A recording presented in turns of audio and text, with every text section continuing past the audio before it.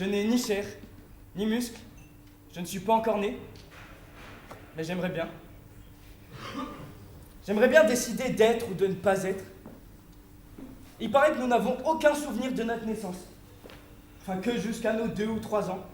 Aucune des images n'est vraiment incrustée dans notre tête. Moi, je veux rien oublier. Peu importe le temps que je resterai. Peu importe l'impact que j'aurai dans cette vie et certains esprits. Je veux regarder la vie en face. En lui disant que j'ai choisi d'être là. Ici. Et maintenant. Allez, je vous examine. Ben c'est bien ce que je pensais. C'est quoi? Des pieds. Je crois que je viens de voir des pieds. Docteur, je suis à la limite de vous insulter à nouveau, là. J'aime pas du tout ça. Je suis inquiète. Réapparaissez. Puis c'est quoi ce truc qui sort de mon corps, là? Si c'est ce que je pense, il ne doit pas être à moi, il est beaucoup trop long. Ou sinon, c'est une mode qui n'a pas été validée, c'est sûr. Je veux pas faire ma connaisseuse, mais ça se coupe pas plus court, un cordon ombilical. Aussi long, c'est une mode qui n'a pas été validée, ça c'est sûr.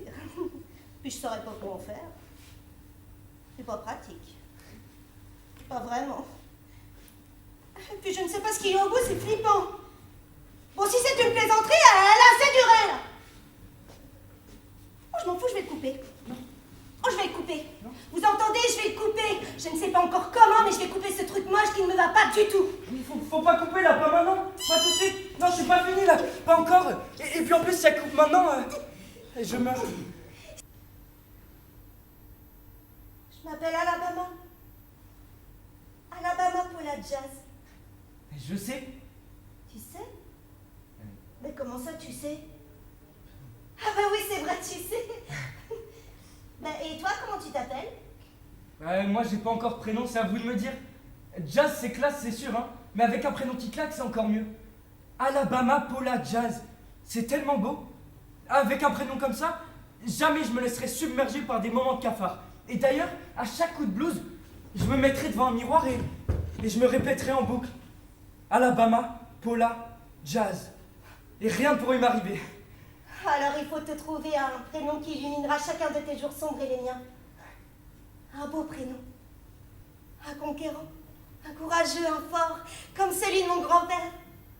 Oh, qu'est-ce que j'aimais passer du temps avec lui à construire, à créer. Il savait tout faire. C'était un magicien de la vie. Il est parti trop tôt. Un beau prénom peut illuminer, pas protéger. Et il s'appelait comment? Sacha. Sacha Jazz. J'aime bien. Ouais, moi aussi j'aime bien. Mais ça suffit pas. Ouais. Comment je pourrais t'appeler? Regarde-moi. T'as une tête de... T'as une tête de petit prince. Bah oui, c'est ça, quand je te regarde, on dirait le petit prince de Saint-Exupéry. Mais il n'avait pas de prénom, que je sache. Si? Mais c'était quoi? Le petit? Oh bah non, on ne s'appelle pas le petit quand même. Ah, Prince! Ah ouais. Non, Prince, ça a été beaucoup vampirisé par le chanteur quand même. Ah oui. Ou les biscuits? Ouais, les biscuits aussi, c'est vrai. Ouais, non, laisse tomber, Prince. Ouais, ok, on laisse tomber, Prince. Ouais.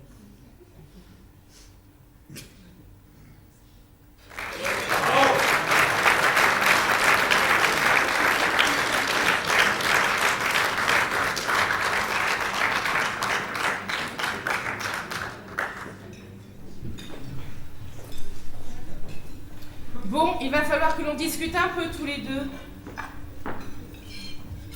Non, tu ne rêves pas, tu m'entends bien. Non, tu vas te lever et on va un peu causer maintenant. Non, mais qui me parle? Celui que tu évites depuis de nombreuses années. Stop! Ah, mais ça y est, je deviens folle. Tu n'es pas folle. Je ne savais plus comment capter ton attention. Non mais j'hallucine. Mais voilà que mon miroir me parle maintenant. Mais appelez-moi Jeanne d'Arc aussi. Pas besoin, je sais comment tu t'appelles. Hélène. Non mais franchement, crois-tu vraiment que je vais parler à un miroir? Ce n'est pas à moi que tu vas parler, mais à toi-même. Pardon. Écoute-moi bien. Cela fait 6 ans que tu m'as installée dans cette pièce. Et depuis tout ce temps, tu n'as jamais jeté un coup d'œil vers moi. Je me suis toujours demandé à quoi je servais. Mais maintenant, je sais. Je suis là pour t'aider. M'aider? Mais qui te dit que j'ai besoin d'aide? Et si c'était le cas, crois-tu vraiment qu'un miroir puisse me venir en aide? Certes, pour toi, je ne suis qu'un miroir.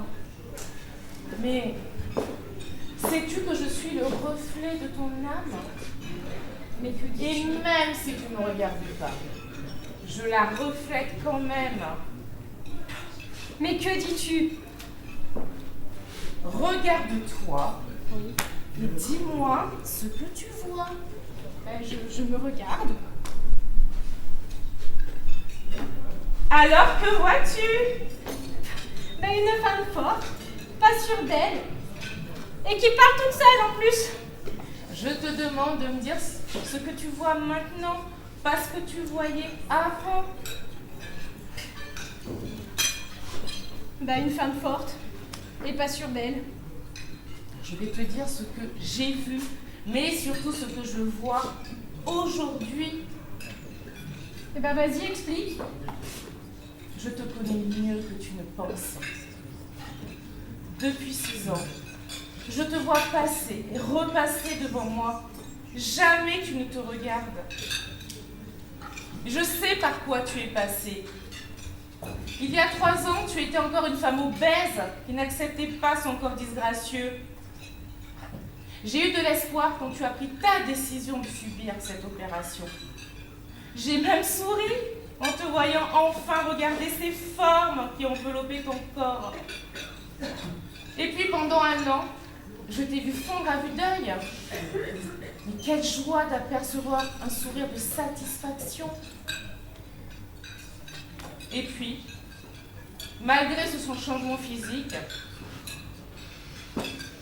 tu as basculé encore.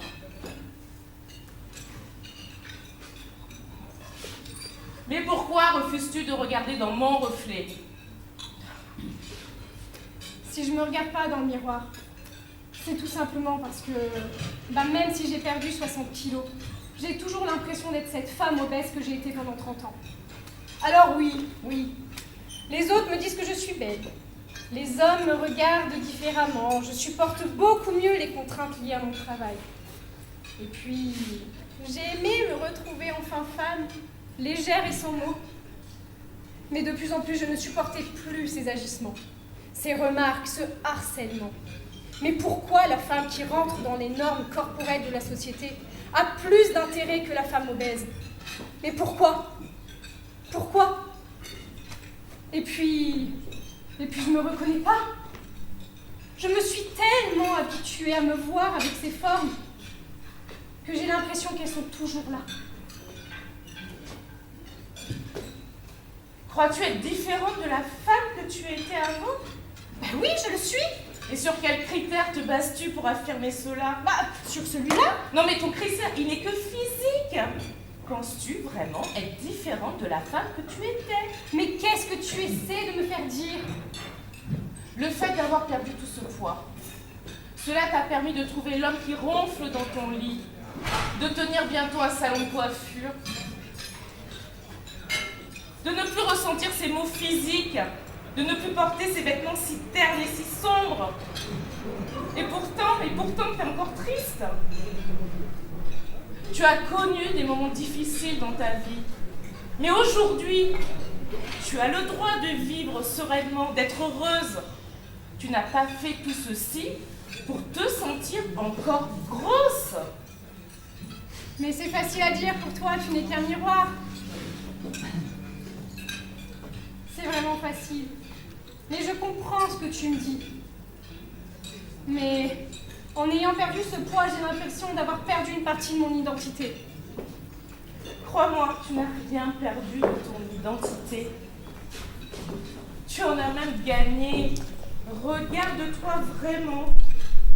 Ne regarde pas que ce côté physique de ta personne.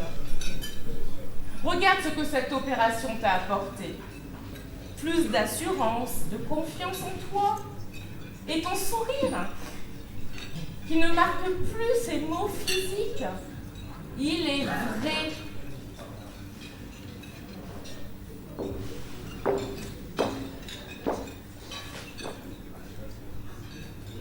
Je vois que tu as compris. Cela ne va pas être du tout cuit. Comme tout, c'est une question. C'est un travail sur le long terme. Je sais, et je vais y travailler sérieusement.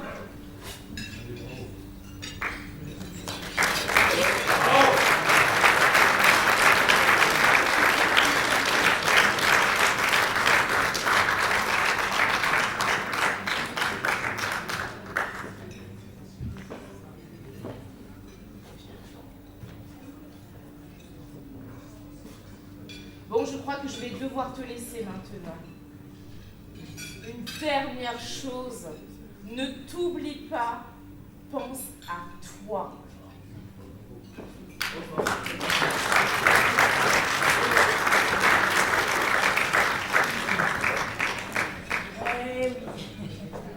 Et oui, il y a la vie avant, la vie pendant et la vie après l'opération. Seulement, quand on mincit très vite, eh ben la peau, ça suit pas. Hein. Oh là là, mince ou obèse, on se retrouve avec l'organe le plus lourd du corps humain, la peau. Et c'est difficile à domestiquer une peau tombante. Hein. Ah ben pour ça, il y a la chirurgie plastique. Eh ben oui, celle des cuisses, des seins, des bras, du tablier abdominal. Le service après-ventre, en quelque sorte.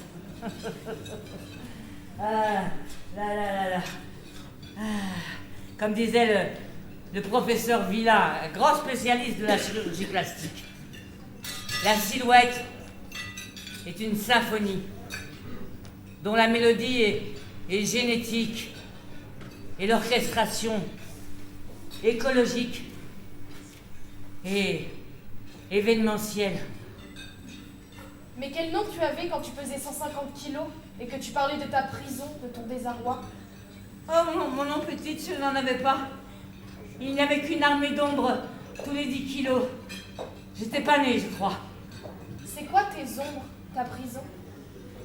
Mes ombres s'appelaient violence, inceste, autodérision, moi, peau d'obèse, le gouffre, la peur, la mort. Mais comment as-tu fait? Quel chemin as-tu pris pour te retrouver si belle et si libre aujourd'hui? J'ai rencontré des mots plus barbares que les miens. Bariatrie, chirurgie, psychologie, oncologie. Ils ont vraiment pas l'air sympas ces mots en IE. Ah, vu comme ça, non, mais peu à peu la légion des mots en IE est entrée dans ma vie avec ces ténèbres. Mais comment as-tu fait? Quel chemin as-tu pris pour te retrouver si belle et si libre aujourd'hui? Je n'avais pas le choix. C'était vivre ou mourir.